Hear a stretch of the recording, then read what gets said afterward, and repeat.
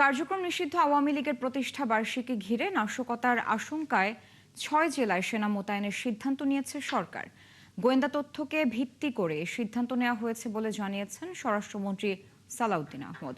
দুপুরে সচিবালয়ে সাংবাদিকদের স্বরাষ্ট্রমন্ত্রী বলেন, প্রতিষ্ঠা বার্ষিকী উপলক্ষে দেশের বিভিন্ন স্থানে অপতৎপরতা চালানোর চেষ্টা করছে কার্যক্রম নিষিদ্ধ আওয়ামী লীগ।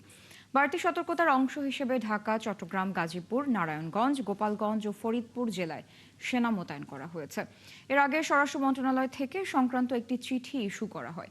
এতে বলা হয় 22 থেকে 30 জুন পর্যন্ত in aid to civil power হিসেবে সেনা সদস্যরা মাঠে থাকবেন।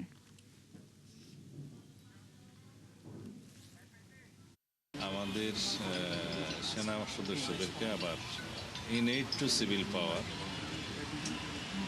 আমরা আইন মোতাবেক এই Dhaka metro, Chattogram metro, Narayanganj, Gazipur metro এবং এর বাইরে দুটো জেলা, তাতে আমরা ডিপ্লয় করেছি যাতে যে কোনো রকমের অপতৎপরতা অ্যাড্রেস করা যায়।